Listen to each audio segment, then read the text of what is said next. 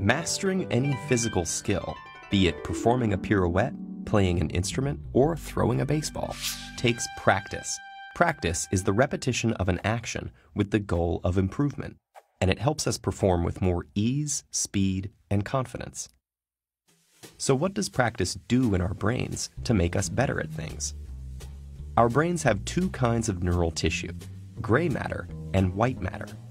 The gray matter processes information in the brain, directing signals and sensory stimuli to nerve cells, while white matter is mostly made up of fatty tissue and nerve fibers.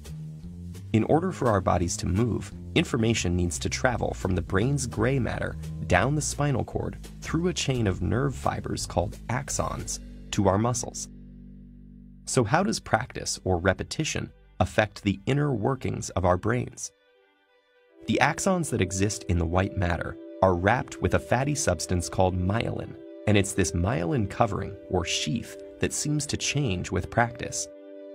Myelin is similar to insulation on electrical cables. It prevents energy loss from electrical signals that the brain uses, moving them more efficiently along neural pathways. Some recent studies in mice suggest that the repetition of a physical motion increases the layers of myelin sheath that insulates the axons. And the more layers, the greater the insulation around the axon chains, forming a sort of superhighway for information connecting your brain to your muscles. So while many athletes and performers attribute their successes to muscle memory, muscles themselves don't really have memory.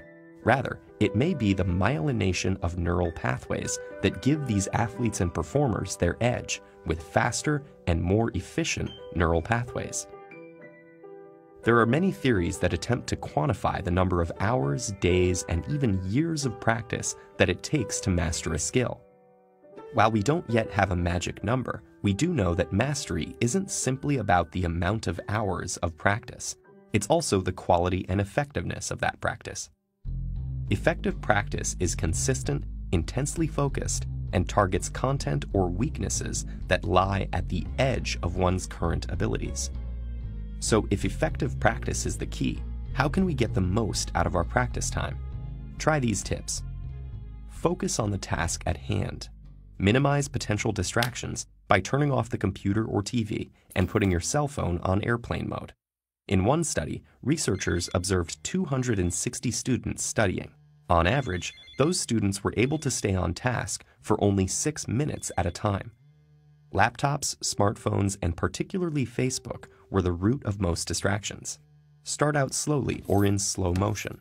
Coordination is built with repetitions, whether correct or incorrect. If you gradually increase the speed of the quality repetitions, you have a better chance of doing them correctly. Next, frequent repetitions with allotted breaks are common practice habits of elite performers. Studies have shown that many top athletes, musicians, and dancers spend 50 to 60 hours per week on activities related to their craft. Many divide their time used for effective practice into multiple daily practice sessions of limited duration. And finally, practice in your brain in vivid detail.